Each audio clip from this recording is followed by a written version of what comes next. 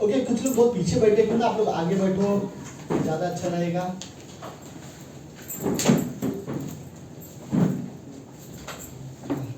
आगे आगे और ये आगे वाले चेयर ज्यादा अच्छे है, यहाँ पे साफ किया हुआ है। शशि आजा।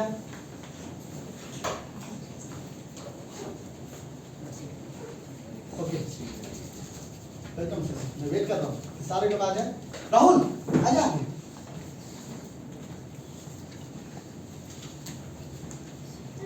ओके तो ये तीनों आगे आगे, आपको याद है यीशु मसीह का जन्म के समय में 3 बुद्धिमान व्यक्ति ढूंढने गए थे। तो तीनों उसी तरह से आगे आ रहे हैं। ओके लेट्स, जब भी आप परमेश्वर के भवन में जाते हैं तो 3 चीजें करना है। उन 3 चीजों के बगैर हम चर्च इनकम्प्लीट है, मेरा जाना मतलब नहीं है। ओके नंबर 1 आराधना जो हमने की, राइट कि आप लोग ने आराधना किया। यस आप लोग ने परमेश्वर की महिमा की क्या संदीप? यस किया। यस संदीप आवाज बहुत अच्छा है। परमेश्वर ने एक माइक इसको इधर ही लगा के दी। मजाक कर रहा, बट आवाज सच में अच्छी है। ओके दूसरी चीज, अगर हम परमेश्वर के भवन में जाते हैं तो वचन, राइट परमेश्वर का वचन हम सुनते हैं। ओके, तो अभी जो हम लोग करेंगे वो वचन, और तीसरी चीज जो हम करते हैं वो है संगति। और ग्रेडिंग के हम लोग रैप सेशन करते हैं, राइट। इसके बाद हमारा फेलोशिप टाइम होता है और हम सब सवाल जवाब में बात करेंगे, यीशु मसीह के बारे में बात करेंगे, राइट। सब तैयार है? ओके, तो दूसरे चीजों के लिए हम अपने हृदय को तैयार करते हैं परमेश्वर का वचन सुनने के लिए। ओके लेट्स, आज का पहला जो मैसेज है राहुल का है, तो हम उसका स्वागत करते हैं।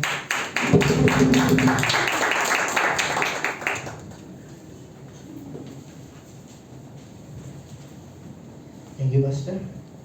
आइए हम मत्ती का 17 और उसकी 19वीं पंक्ति की पढ़ेंगे। तब चेलों ने एकांत में यीशु के पास आकर कहा, हम उसे क्यों नहीं निकाल सके? उसने उससे कहा, अपने विश्वास की घटी के कारण, क्योंकि मैं तुमसे सच कहता हूँ, यदि तुम्हारा विश्वास राई के दाने के बराबर भी हो तो इस पहाड़ से कह सकोगे कि यहाँ से सरक कर वहाँ चला जाए तो वह चला जाएगा, और कोई बात तुम्हारे लिए असंभव नहीं होगी। आइए हम प्रार्थना करते हैं। धन्यवाद देते पिता परमेश्वर, प्रभु यीशु मसीह, हम प्रार्थना करते हैं प्रभु यीशु मसीह, खूबसूरत समय के लिए प्रभु यीशु मसीह, वचनों के द्वारा प्रभु यीशु मसीह तू हमसे बातें करना प्रभु यीशु मसीह, और प्रभु यीशु मसीह यहाँ पे तेरी परमेश्वर संगति कराना हमसे प्रभु सच में प्रभु यीशु, छोटी सी प्रार्थना तेरे नाम से। हम अगर मत्ती 17-14 से पढ़ेंगे तो यहाँ पर परमेश्वर यीशु मसीह एक पहाड़ से नीचे आता है और एक भीड़ से मिलता है, और वहाँ पर भीड़ में एक आदमी यीशु मसीह के पास आता है और यीशु मसीह से कहता है कि प्रभु मेरा पुत्र पर दया कर, क्योंकि उसे मिर्गी आती है और वो कभी आग में तो कभी पानी में उछल कर गिर जाता है। और उसके पिता ने उसके चेलों, यीशु मसीह के चेलों को भी दिखाया था, उसके बाद उसे लेकर गया था, पर वो उसे ठीक नहीं कर पाते, और यीशु मसीह यहाँ पर नाराज़ होता है और अपने चेलों से कहता है कि ये अविश्वासियों और अट्टी लोगों, कब तक मैं तुम्हारे संग रहूँगा। और यीशु मसीह यहाँ पर नाराज़ होता है और फिर उसके पिता से कहता है कि जा तू अपने बेटे को मेरे पास लेकर। और फिर वो उसका पिता अपने बेटे को उसके पास लेके आता है, और फिर यीशु मसीह बस उसे डांटता है और वो ठीक हो जाता है। तब उसके चेले मतलब शौक हो जाते हैं और कहते हैं कि प्रभु हमने क्यों नहीं उसे निकाल पाया? तो यीशु मसीह फिर वहाँ पे कहता है कि तुम्हारी विश्वास की घटी के कारण, क्योंकि यदि तुम्हारे पास राई के दाने जितना भी बराबर विश्वास हो तो इस पहाड़ से कह सकोगे कि वहाँ से सरक जा तो वो सरक जाएगा। शायद उन चेलों के पास उस समय उतना सा भी विश्वास नहीं था उनके में, मतलब राई के दाने की जितना भी विश्वास उन चेलों के पास नहीं था, इसलिए वो उसे ठीक नहीं कर पाए। हमारे जीवन में पहाड़ क्या हो सकता है? मे भी हमारे जीवन में हमारी प्रॉब्लम तो सबसे बड़ी पहाड़ है। हमारे शरीर की बीमारी हमारे लिए पहाड़ हो सकती है, हमारे लिए पैसे हमारे लिए पहाड़ हो सकते हैं, हमारी अगर किसी स्त्री को बच्चा नहीं हो रहा है तो वो उसके जीवन में उसके लिए बड़ा पहाड़ हो सकता है। अब्राहम को हम देखते हैं, अब्राहम के जीवन में भी उसको 90 वर्ष तक बच्चा नहीं हुआ, लेकिन फिर भी उसका विश्वास कभी कम नहीं हुआ। उसने बीच में हजीरा के साथ थोड़ा संबंध किए, फिर भी, लेकिन परमेश्वर ने उससे वादा दिया था कि तेरे बच्चे रेत के समान बालों के, जितने बाल हमारे सर में, जितने तारे ऊपर है उतने तेरे बच्चे होंगे। और फिर उसका विश्वास राई के दाने जितना था, और फिर थोड़े समय बाद उसका विश्वास था और उसे परखा गया, उसके फिर उतने ही बच्चे थे। और हम देखते हैं कि दाऊद के सामने गोलायत एक पहाड़ के जैसा खड़ा था। तो गोलायत 7 फुट का था और दाऊद एकदम छोटा सा, और उसे शील्ड वेल सब पहना दिया और उसे मतलब लड़ाई के लिए भेज दिया। लेकिन उसने कहा कि मुझे ये सब जरूरत नहीं है शील्ड वेल की, मेरे पास बस मेरे बैच की दो, मैं उसे मार दूंगा। और उसके पास विश्वास था और उसने उसे खत्म किया। हमारे लिए भी बड़े बड़े पहाड़ हो सकते हैं, और लेकिन हमारे पास अगर छोटा भी विश्वास हो तो हम उन पहाड़ों को हटा सकते हैं। अब्राहम के पास भी वो विश्वास था, दाऊद के पास भी वो विश्वास था, और हम देखते हैं अय्यूब के जीवन में भी, अय्यूब के पास भी वो विश्वास था, राई के जाने के बराबर से ज़्यादा भी विश्वास उसके पास था, क्योंकि अय्यूब के जीवन में तो सबसे ज़्यादा प्रॉब्लम थे। उसके एक साथ 10 बच्चे मर गए, एक साथ उसकी पूरी धन जो थे वो सब चले गए, और उसके जो भेड़ बकरी आते हैं वो भी दुश्मन लेके जाते हैं और कुछ मर जाते हैं। लेकिन उसका विश्वास कभी कम नहीं हुआ। उसकी वाइफ भी उसके अगेंस्ट हो जाती है बीच में, लेकिन और उसने बोलती है अय्यूब कि तू अभी भी उस परमेश्वर की महिमा करना चाहता है, जाके उससे कोस और उसकी निंदा कर। तो फिर भी वो उसका विश्वास कभी कम नहीं होता। वो कहता है कि नहीं, जिसने मुझे सुख दिया क्या मैं उससे दुख भी ना दूं।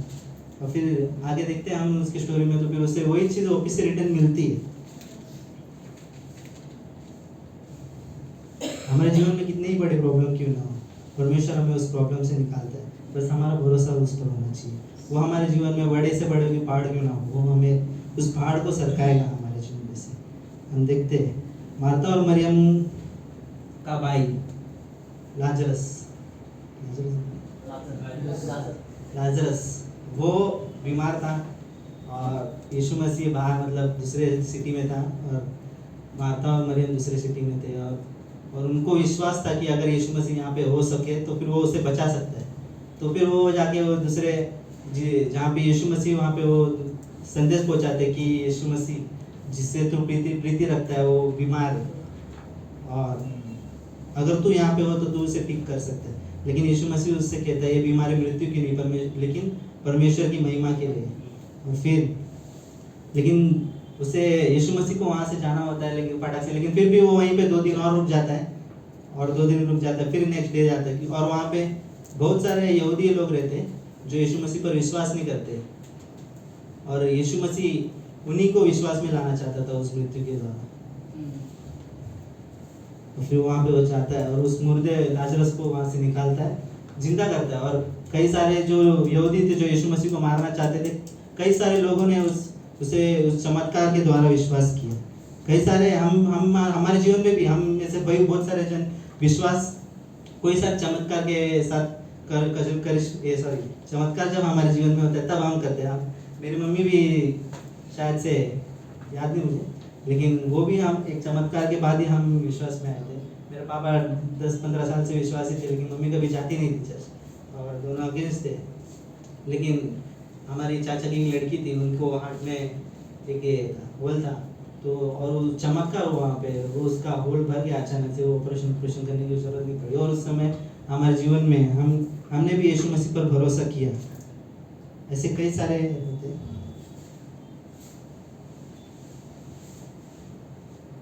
और कई सारे लोग जिनके पास विश्वास होता है और वो चमत्कार को देखते हैं। अंधा व्यक्ति, उसके पास विश्वास था, और वो उसने उसी विश्वास के साथ, वही राई के दाने जितना विश्वास के साथ आया यीशु मसीह के पास और उससे कहा कि हे प्रभु मुझे फिर से देखना है। तो फिर यीशु मसीह भी उससे कहता है कि तेरा विश्वास ने तुझे फिर से दिखाया और तू फिर से देख सकता है।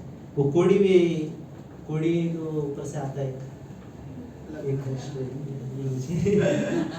मतलब यीशु मसीह के बाहर बहुत सारी भीड़ होती है, वो छपरे से नीचे आता है, उसे भी विश्वास होता है कि वो मुझे चंगा कर सकता है, वो भी उसे भी परमेश्वर चंगा करता है। पास्टर सतीश ने एक बार मुझे बोला था, मुझे नहीं सॉरी एक मैसेज में बोला था, तो मुझे बहुत अच्छी लगी थी, मैं लिख लेता हूँ और मुझे बहुत अच्छा लगे तो उन्होंने कहा था बिना विश्वास की प्रार्थना व्यर्थ है। अगर मैं प्रार्थना करूँ और विश्वास ना रखूँ तो हमारा प्रार्थना नहीं होगा।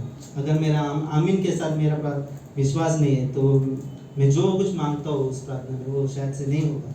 हमारा विश्वास ज़रूरी है। अगर मैं मेरे विश्वास को मजबूत करना चाहता हूँ तो सबसे पहले मुझे मेरे बाइबल के साथ संबंध मजबूत करना पड़ेगा, मुझे मेरे वचनों के साथ संबंध मजबूत करना पड़ेगा, क्योंकि परमेश्वर का वचन कहता है विश्वास सुनने से और सुनना मसीह के वचन से ही होता है।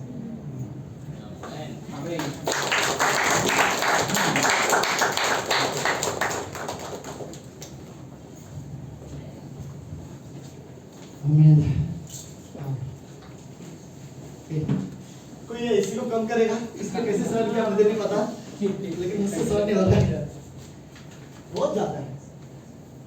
कितना है? 27 मैंने रखा। ये 27 ये नहीं है, इतना तो मैं समझ सकता। चलो लेट्स सब अपने जगह पे खड़े होते हैं 2 मिनट परमेश्वर का वचन पढ़ने के लिए। हमारे जीवन में पहाड़ हो सकते हैं, तो पहाड़ का मतलब होता है परेशानी, प्रॉब्लम, परीक्षाएं, राइट? और राही के दाने के जितना विश्वास। वेट करो कि कोई या तो कम करे और कम कर दो। 27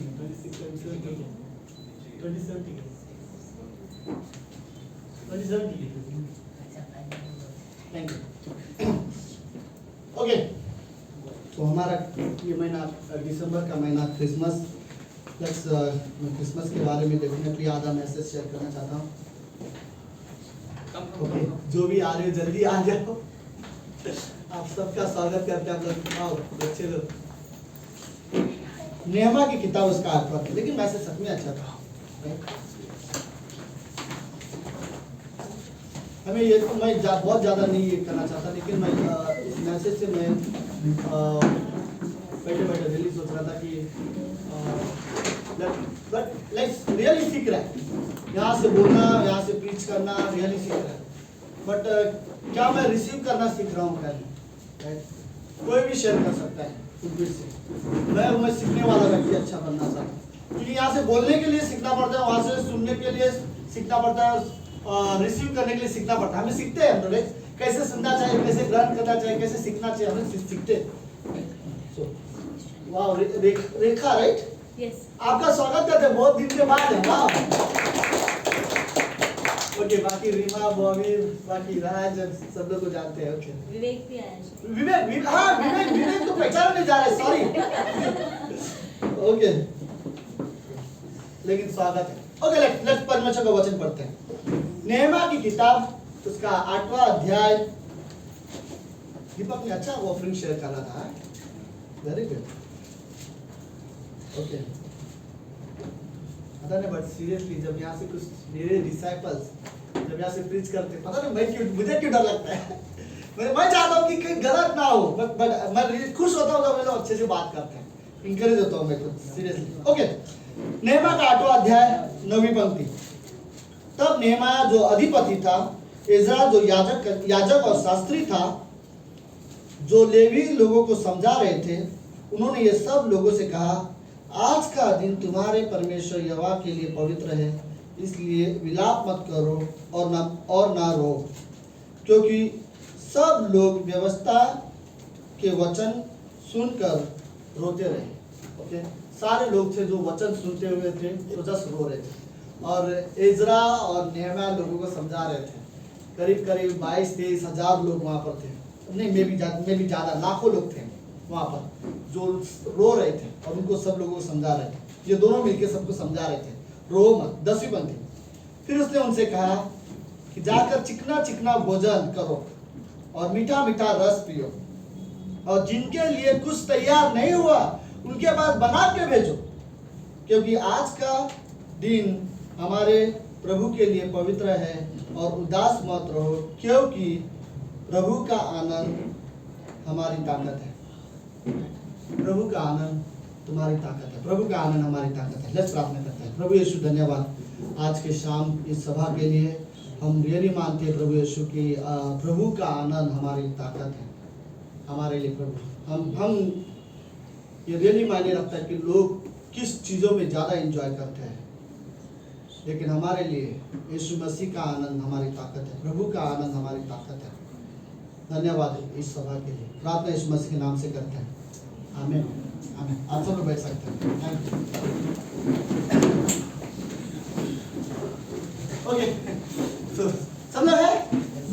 ओके, वेरी गुड। तो सुनो, मैं पहले ये कहानी बताता हूँ। ओके, ओके, मुझे जस्ट अंदाजा लगाना, शायद कुछ लोगों को इस कहानी नहीं पता होगा, क्योंकि फिर मैं कोशिश करता हूँ कि सभी लोगों को समझ सको आप लोग। ओके, मैं रियली चाहता हूँ कि 5-6 मिनट आप लोग कोशिश करो, मुझे ध्यान से सुनना है। तैयार है? खाली 5-6 मिनट। ओके, लेकिन मैं 5-6 मिनट नहीं बोलूँगा। ओके, आप लोग खाली 5-6 मिनट अपने आप में डिसीजन लो। 5 मिनट मुझे ध्यान से सुनूंगा। ओके, बाकी के 15 मिनट मेरी जिम्मेदारी कि मैं आपकी ध्यान खींचूं अपनी ओर, राइट? अगर आप 5 मिनट दो कि बाकी के 15-20 मिनट मैं खींचूं, मेरी जिम्मेदारी है कि आपकी ध्यान मेरी ओर बनाए रखो। ओके, तो ये हिस्से को समझो। आप में से कितने लोगों को पता है इजराइल देश की बंधुआई के बारे में? किसने सुना है? जिसने सुना है हाथ उठा करो, मैं देखना चाहता हूँ। बाइबल कॉलेज, और जिसने नहीं सुना उनको डेफिनेटली ये बाइबल कॉलेज करने की जरूरत है। ओके, नहीं बट सीरियसली सुनो। ओके, ओके, लेट्स, कितनी बार इजराइल देश बंधुआई में थे? 3 बार। ओके, हाँ तू बोल रहा 3 बार। ओके, तो जब जिस मेजर किसको याद है?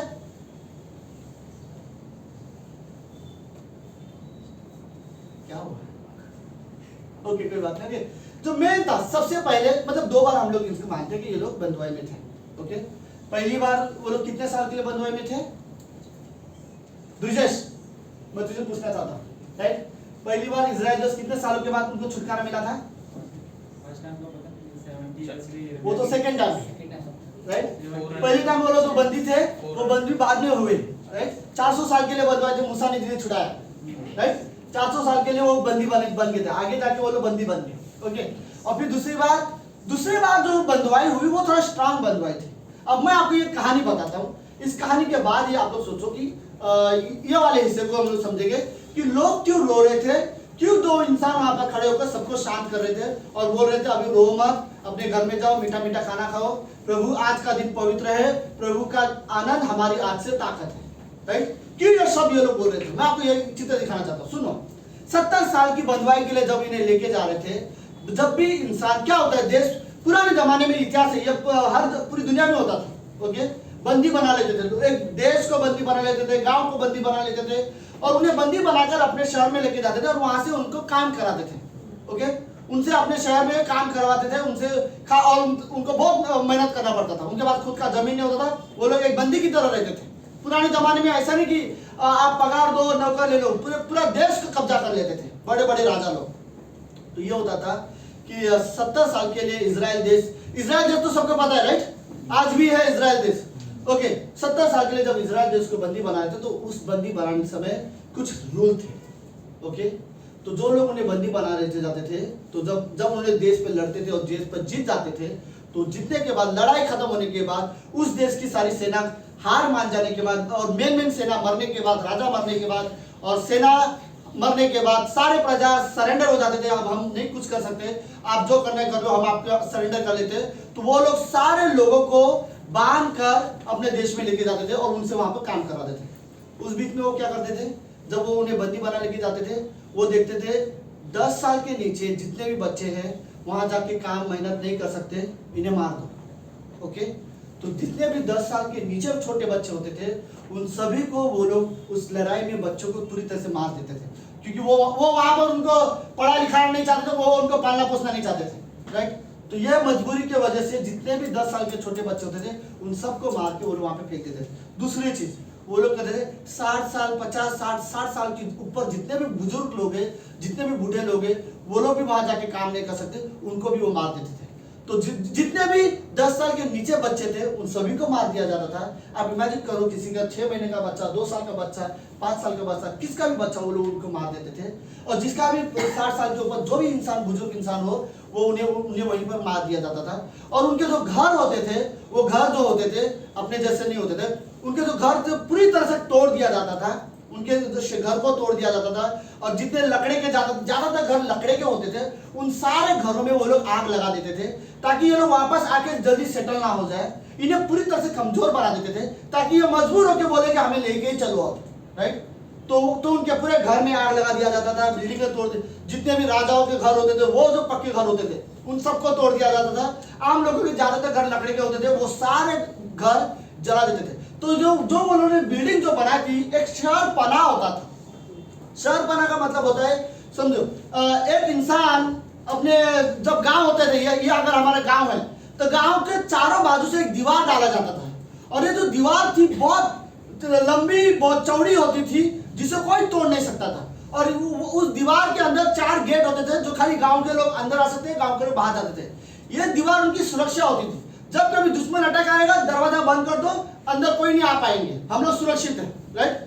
अगर दीवार नहीं होगा तो दुश्मन आसानी से अंदर आ जाएगा और आसानी से अटैक कर लेंगे। तो ये उनका प्रॉब्लम था। तो उस समय में वो लोगों ने उनकी जो शहर पनाह था पूरी तरह से तोड़ दिया, यहाँ तक कि 1-2 फुट तक भी नहीं रखा। वो लोग ने पूरी जमीन से नीचे तक उनकी घरें तोड़ दी और उनकी दीवारें तोड़ दी, उनके शहर पनाह भी तोड़ दिया। और उसके बाद उन्हें बंदी बना के बांध के उनको लेके जा रहे थे। ओके, बाइबल में नहीं है, लेकिन कुछ स्कॉलर्स ये विश्वास करते हैं कि वो जो सैनिक लोग होते थे, जब इन सिपाहियों को बांध के लेके जाते थे, बंदी बना के लेके जाते थे, उस समय में कुछ सैनिक लोग रात को बीच में जहां समय मिलेगा वहां पर वो थक जाते थे, वो वहीं पर आग लगा लेते थे, जला देते थे ठंडी में, और फिर वहीं पर वो लोग बैठ जाते थे आराम से, शराब पीते थे, कई सारी चीजें होते थे, और फिर उन्हीं बंदी कियों में जितनी वो स्त्रियां थी उनके साथ वो लोग जबरदस्ती उनका बलात्कार करते थे, और उन्हीं के बाजू में उनके आदमी भाई बहन जो भी पिताजी जो भी वो होते थे, वो सबको जंजीर से बांधा हुआ रखता था, सबको बांध के रखा हुआ रहता था, और कई सारे अत्याचार होते थे। ऐसे हालात में ये लोग बेसहारा जैसे होते थे, कोई किसकी कोई मदद नहीं कर सकते थे, कोई किसकी कोई मदद नहीं कर सकते थे। और उसी बीच में बाइबल ये बोला जाता है कि इज़रा के पिताजी, जिसके बारे में अभी हमने बात की, इज़रा उस समय, अभी जो इज़रा जो बाइबल समझा रहे नेहमिया है, ये उस समय में 10-12 साल के लड़के थे, ये ज्यादा बड़े लड़के नहीं थे उस समय में, ये बाद में ये बुजुर्ग बने, राइट। तो ओके, सब लोग ठीक हो कहानी में अभी तक हो? ओके। फिर इज़रा के पिताजी ने रात को करीब 2 बजे से लेकर 4 बजे के बीच में बाइबल लिखा था। भजन संहिता 119 के कुछ पंक्तियां इज़रा के पिता ने लिखी है। याद है हम वो पंक्ति पढ़ते हैं, एक जवान अपनी चाल चलन कैसे सुधर सकता है? परमेश्वर तेरे वचन को अपने हृदय में रखकर, 11वीं पंक्ति, परमेश्वर मैंने तेरे वचन को अपने हृदय में रख छोड़ा ताकि मैं तेरे विरुद्ध कभी पाप ना करूं। इज़रा के पिता ने ये लाइन तब लिखी थी जब वो उस समय उसने सब हालात देखा, सब परिस्थिति देखा, और रात को बीच में उठकर जब सारे सैनिक दारू पी के सब नशे में सो जाते थे, वो 20 रात को उठकर वो पंक्तियां लिखा था। उस समय उसने वो बाइबल लिखी थी, राइट। और फिर उसके बाद सुबह होते इन सबको बंदी में लेके जा रहे थे और इनसे बहुत सारा काम कराते थे। सुनो, अब 70 साल के लिए ये लोग बंधुआए थे। याद है उन 70 सालों के बीच में दानियल आता है, दानियल एक अच्छा लीडर बनता है, शद्रक मेशक अबेदnego अच्छे लीडर बनते हैं। ये लोग इजराइल देश की सहायता भी करते हैं और इजराइल देश के लिए प्रार्थना भी करते हैं। दानियल की ये प्रार्थना थी, ये 70 साल की बंधुआई से हमें कब छुड़ाया गया। और फिर धीरे धीरे 70 साल में इन लोग को छुटकारा मिल जाता है, और जब धीरे धीरे इन लोग को छुटकारा मिलता है तो पहला आदमी वहां से बाहर निकलता है कुछ आदमियों को लेकर। वो बोलता है हम लोग जाएंगे, पहले हम हमारे लिए सबसे पहले हम हमारे शहर में जाएंगे, तो हमारे शहर में जो मंदिर टूटा हुआ है मंदिर बनाएंगे। तो जरुब्बाबेल वहां से आया और जरुब्बाबेल ने आकर वहां पर सबसे पहले मंदिर बनाया, और मंदिर बनाने के बाद उसने कई सारे लोगों के लिए घर बना दिए। हमारे लोग वहां से धीरे धीरे, क्योंकि 70 साल की बंधुआई पूरा हो गई, अब लोगों को धीरे धीरे छोड़ा जा रहा था, उनके गाँव में छुटकारा दिया जा रहा था, तो वो उनके लिए एक स्वतंत्रता जैसा था। तो जब उनको छोड़ा जा रहा था तो धीरे धीरे लोग आदमी पहले आ रहे थे, एक एक करके आदमी घर बनाने लगे और कईयों का घर बनने लगा। और फिर एक बार मंदिर बन गया। तो पहली बार मंदिर बना भी नहीं था, मंदिर का खाली नींव डाला था। तो नींव जब डाला तो सारे लोग वहां पर आराधना करने लगे। मंदिर नहीं बना, दीवार खड़े नहीं हुए, समझ रहे मेरी बात? खाली नींव डाला वो लोग ने, और उस बीच में लोग अपने अपने हाथ उठाकर परमेश्वर की आराधना करने लगे और गाना रो के गाने लगे। हर एक इंसान ऐसे गा रहा था जैसे कि रो रहा था। तो गांव आस पड़ोस के गांव वाले लोग बोलते ये आदमी चिल्ला रहे हैं कि रो रहे हैं कि गा रहे हैं, कुछ समझ में नहीं आ रहा है। लेकिन आप इमेजिन करो, अगर हम राहुल को बोले राहुल अगर जोर जोर से रोता हो और फिर राहुल यहाँ पर गाना गाता तो गाना कैसे आएगा? वो सुर में नहीं गाया जाएगा। इस तरह से इजराइल रो के आराधना करने लगी, क्योंकि यह मंदिर, ये जो हमारा मंदिर है जो तोड़ दिया गया था, 70 साल के बाद पहली बार हम कुछ लोग मिलकर परमेश्वर की यहाँ पर आराधना कर रहे हैं, और सारे लोग अपनी आराधना करने लगे। मंदिर बन गया। मंदिर बनने के बाद, सब कुछ बनने के बाद, नेहमिया ने सोचा ओके, मेरे देश में घर टूटे थे, घर बन गया, हमारे देश में मंदिर टूटा था, मंदिर बन गया, शहरपना अभी भी नहीं बना। और नेहमिया ने कहा परमेश्वर मुझे वो शहरपना बनाना है। फिर परमेश्वर ने उसको चुना। फिर नेहमिया गया, नेहमिया ने वहां उस शहरपना को चारों तरफ से घुमा और देखा वो जो मेजरमेंट था, कहां पर वो शहरपना था, वो चारों गेट देखा। और जब वो घोड़े में बैठकर वो चारों तरफ घूम रहा था पूरे शहर को और देख रहा था कि कैसे टूटा, वो उस अपने शहर को देखते देखते रोने लग गया। वो रोते रोते वो अपने शहरपना को देखा और बोलता परमेश्वर हमारा देश कैसा था, कैसे सुरक्षित था, और देखो क्या हो गया। और फिर नेहमिया ने निर्णय लिया कि मैं ये शहरपना बनाऊंगा। फिर उसके बाद उसने शहरपना बना दिया। और शहरपना, वो शहरपना मतलब समझे राइट? अभी तो शहरपना बनाया, गांव बन गया, लोगों के घर बन गए, मंदिर बन गया, और आखिरी में शहरपना भी बन गया, देश दोबारा सुरक्षित हो गया। और इस सारे लोगों ने इज़रा से कहा, इज़रा एक काम कर, बाइबल लेके आ, हमको पढ़ के सुना। इतने 70 सालों से दूसरे के देश में जाकर बंधुआई में रहकर हमने बाइबल पढ़ना छोड़ दिया, तू बाइबल लेके आ और हमको पढ़ के सुना। फिर इज़रा ने बाइबल लेके आया। जो आदमी पुरुष जो समझ सकते हैं मैसेज को, उन्हीं लोगों को, तो मेरा अंदाजा से 10 साल के ऊपर जितने भी लोग थे उन सभी को उसने बोलाया, क्या स्त्री क्या पुरुष, सबको बिठाया और फिर सुबह से लेकर दोपहर तक कम से 2-3 घंटे का मैसेज उसने वहां पर पढ़ के सुनाया और सारे लोग खड़े हो गए उसका मैसेज सुनने के लिए। और फिर सारे लोगों ने एक एक दूसरे का हाथ पकड़े और फिर जोर से चिल्लाने लगे आमेन करके परमेश्वर तेरी स्तुति हो करके। और फिर सारे लोग आराधना करने लगे और मैसेज सुनने के बाद सडनली सारे लोग रोने लगे और रोते रोते कुछ लोग जमीन में लेट गए, अपने मुंडी को जमीन में टिकाए और परमेश्वर को बोलने लगे कि परमेश्वर धन्यवाद कि तूने यह जगह हमें वापस दिया। और लोग जोर जोर से, लेकिन इनका प्रॉब्लम यह था इनकी आराधना में ये लोग बहुत रो रहे थे। 70 साल के बाद हमारा देश वापस बन गया। उन्होंने देखा कि 10 साल के नीचे जितने बच्चे से सबको मार दिया, 60 साल के ऊपर जितने बुजुर्ग से सबको मार दिया। और ये लोग बार बार रो रहे थे, बार बार रोए जा रहे थे। वो लोग ये सोचते थे बाइबल में सब कुछ है, फिर भी हमारे लोगों ने गलती किया, इसलिए हमें 70 साल की सजा मिली और हमारे कई सारे देशों में बच्चे मारे गए, बुजुर्ग मारे गए और सारे लोग रोने लगे। जब सारे लोग रोने लगे तब एजरा और नेहमिया सामने आया और नेहमिया सबको बोलता है कि बस करो, अब किसी को रोने की जरूरत नहीं है। आज का दिन हमारे लिए पवित्र दिन है क्योंकि हमारा शहरपना बन गया, गांव बन गए, मंदिर बन गया। आज परमेश्वर की आराधना करने अपने घर जाओ और मीठा मीठा खाना बनाओ, चिकना चिकना भोजन बनाओ और आनंद से अपने अपने घर जाओ। जिसके घर में अगर खाना नहीं है तुम बना के लेके जाओ उनके घर में और आनंद मनाओ परमेश्वर के लिए, क्योंकि आज से प्रभु का ताकत हमारी आनंद है। और इसीलिए वो उस जगह पर उसने ये स्टेटमेंट कहा कि प्रभु का ताकत हमारी आनंद है। ओके, दानियल प्रार्थना कर रहा था 70 साल की बंधुआई से हमें कब छुड़ाएगा, और परमेश्वर ने उसे आके बात की, तू सिर्फ 70 साल की बंधुआई के बारे में बात कर रहा है, मैं तुझे हमेशा के छुटकारा के बारे में बात करता हूँ। और फिर वो दानियल को परमेश्वर ने बताया एक समय आएगा, यीशु मसीह के बारे में बताया कि वो जब छुटकारा देगा वो एक देश से छुटकारा नहीं देगा, बंधुआई से छुटकारा नहीं देगा, लोगों के दास्तों से तुम्हें छुटकारा नहीं देगा, वो तुम्हें आनंद की छुटकारा देगा कि तुम अपने पाप से छुटकारा पाओ। राइट, और फिर उसके बाद कुछ पंक्तियां मैं आपके साथ शेयर करना चाहता हूं। ओके, यशायाह का किताब उसका 9वां अध्याय,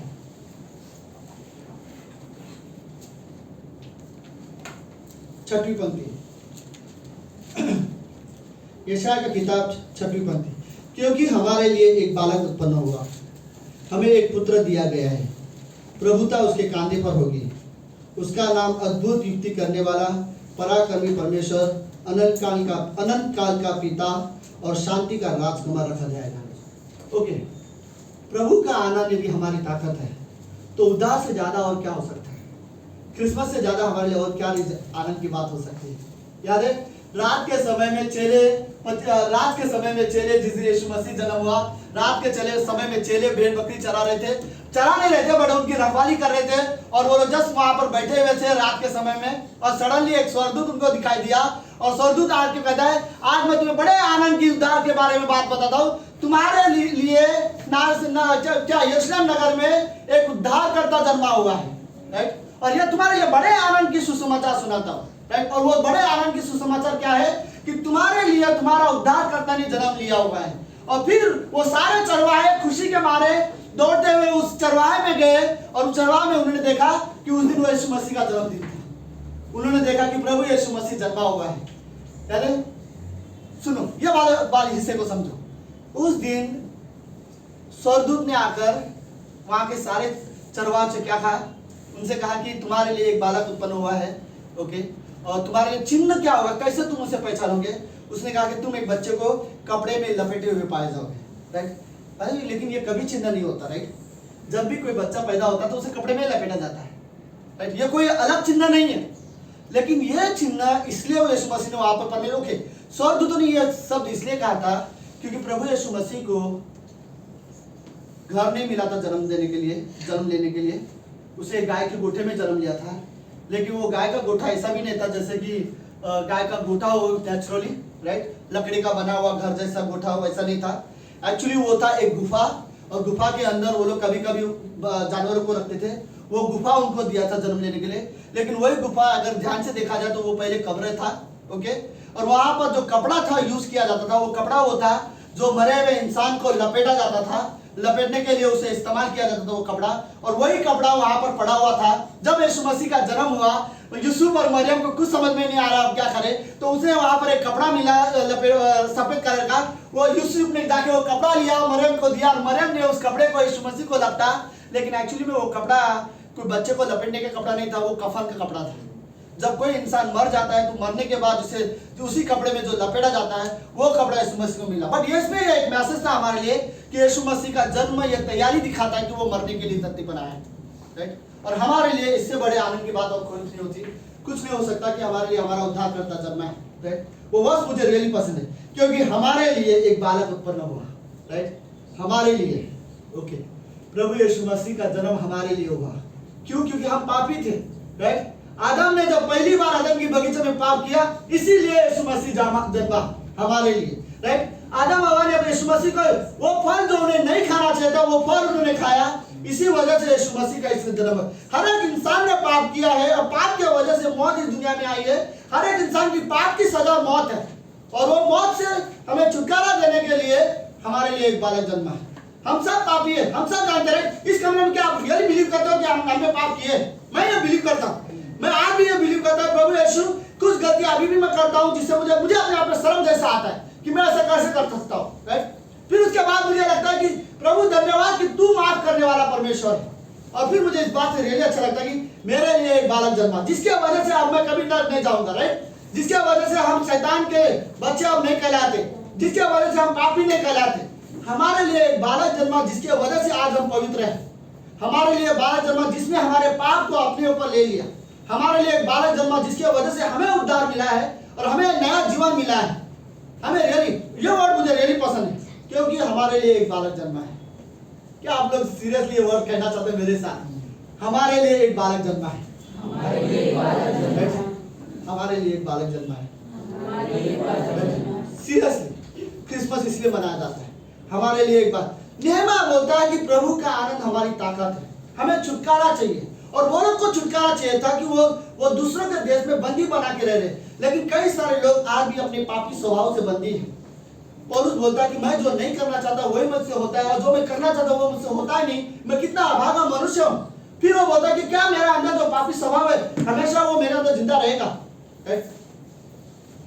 लेकिन उद्धार के बारे में ये वर्ष बोलता है कि ओके, दानियल को परमेश्वर ने ये संदेश दिया कि तू 70 साल के बारे में मत सोच, मैं अनंत की छुटकारा के बारे में सोच रहा हूँ।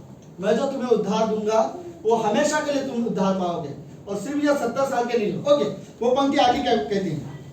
क्योंकि हमारे लिए एक बालक उत्पन्न हुआ है, हमें एक पुत्र दे दिया गया है, राइट। परमेश्वर ने डिसाइड किया कि वो हमारे पाप, यानी परमेश्वर ने पहली बार हवा से क्या कहा था, शैतान से क्या कहा था? स्त्री के द्वारा एक बीज आएगा जो तेरे सिर को कुचलेगा, राइट। स्त्री के द्वारा एक बीज आएगा और वही लाइन यहाँ पर है, हमारे लिए पुत्र दिया गया है, राइट। और आगे ये और कहते प्रभुता उसके कांधे पर होगी। प्रभुता मतलब सबको पता है क्या?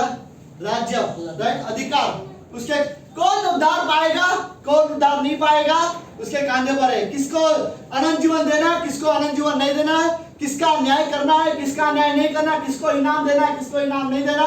प्रभुता उसके कान पे। कौन उसके बच्चे होंगे, कौन उसके बच्चे नहीं होंगे, प्रभुता उसके कांधे पर होगी। उसका राज्य चलेगा, वो फाइनल अधिकारी है, राइट। इस दुनिया में प्रभुता उसके कांधे पर होगी। फिर आगे और बोलती है उसका नाम अद्भुत युक्ति करने वाला, पराक्रमी परमेश्वर, अनंत काल का पिता और शांति का राजकुमार कहा जाएगा, राइट। उसका नाम शांति का राजकुमार रखा जाएगा। प्रभु यीशु मसीह जो इस दुनिया में जिसने एक्चुअली में एक शांति हमारे जीवन में लाई है, राइट, उद्धार की शांति। ओके, मुझे वर्ष पसंद है, पता नहीं बट कौन सी चीज आज आपके लिए आनंद है, राइट। बी केयरफुल, सीरियसली मैं बोल रहा हूँ, बी केयरफुल। कौन सी चीजों से हम ज्यादा खुश होते हैं? इस संसार में बहुत सारे लोग ऐसी चीजों से खुश होते हैं जो कि खुश होने की चीजें नहीं है। एक तरह से मे भी वो पाप हो सकता है, राइट। कौन सी चीजों से आप ज्यादा खुश होते हो? किसी को अपमान होते हुए देखकर आपको अच्छा लगता है, राइट। लेकिन नेहमा बोलते हैं हमारे लिए आज से सिर्फ प्रभु का आनंद हमारी ताकत है, राइट। प्रभु में खुश रहना हमारे लिए। और पौलुस इसलिए बोलता प्रभु में सदा आनंदित रहो। मैं फिर से कहता हूं तुम्हें आनंदित रहो, राइट। इसलिए वो बोलते हैं आनंदित रहो क्योंकि प्रभु में विश्वासी को रियली सीखने की जरूरत है। हमें आराधना करनी है तो हमें रियली जरूरत है कि हम आनंद के साथ करें, राइट। जब हम बाइबल पढ़ते हैं तो क्यों ना आनंद के साथ करें, हम संगति करें तो क्यों ना आनंद के साथ करें। प्रभु का आनंद हमारी ताकत है और इससे बड़ा आनंद हमारे लिए कुछ नहीं है कि क्रिसमस से बड़ा हमारे लिए कोई आनंद नहीं है। हम लोग बाइबल स्टडी में रियली ये वर्ड बोल रहे थे, राइट। अगर उद्धार का इस दुनिया में कोई और रास्ता होता तो यीशु मसीह कभी पाप के लिए क्रूस पर नहीं मरता। अगर कोई तरीका होता, परमेश्वर की नजर में अगर कोई रास्ता होता कि ऐसे करने से इंसान बच सकते, तो यीशु मसीह इस धरती पर इंसान बन के नहीं आता, ना वो क्रूस पर कभी मरता। क्या जरूरत थी अगर कोई रास्ता होता तो? इमेजिन, परमेश्वर को दुनिया में कोई दूसरा रास्ता नहीं मिला, इसलिए यीशु मसीह खुद धरती पर आया। उद्धार के लिए दूसरा कोई रास्ता नहीं था, इसलिए यीशु मसीह धरती पर आया और हमारे बदले हमारी जगह पर क्रूस पर मारा गया, राइट। अगर ये रास्ता होता कि लोग अच्छे करो और उद्धार पा लेंगे, तो यीशु मसीह कभी नहीं आता, राइट। किसी का अच्छे कर्म, किसी के धार्मिक चीजें करने से तुम अपने आप को बचा सकते थे, तो यीशु मसीह कभी धरती पर नहीं आता। उद्धार के लिए दूसरा रास्ता था ही नहीं, इसलिए यीशु मसीह धरती पर आया और हमारे लिए एक बालक जन्मा, राइट। और उससे बड़ा आनंद की बात हमारे लिए नहीं है। आमीन। ओके, लेट्स प्रार्थना करते हैं। प्रभु यीशु, हम धन्यवाद देते हैं आज के दिन के लिए और एक सुंदर समय के लिए। हम धन्यवाद देते हैं कि हमारे लिए एक बालक जन्मा आज से 2000 साल पहले। धन्यवाद, क्योंकि हम पापी थे, हमें बचाने के लिए, हमें उद्धार देने के लिए, हमारे पापों को क्षमा करने के लिए, हमें पवित्र बनाने के लिए, हमें धर्मी बनाने के लिए, हमें बचाने के लिए हमारे लिए एक बालक जन्मा। धन्यवाद प्रभु यीशु। इस कमरे में हर एक व्यक्ति आप पर विश्वास करते हैं, हम सब मानते प्रभु हमारे लिए एक बालक जन्मा। धन्यवाद उस प्रभु के लिए जो हमारे लिए धरती पर आया और आज भी वो हमारे लिए प्रार्थना कर रहा है। हम रियली धन्यवाद देते हैं। धन्यवाद इस कलीसिया के लिए प्रभु यीशु। प्रभु धन्यवाद कि हमारे लिए एक बालक जन्मा है। धन्यवाद प्रभु यीशु, धन्यवाद देते हैं। ये प्रार्थना यीशु मसीह के नाम से करते हैं। आमीन।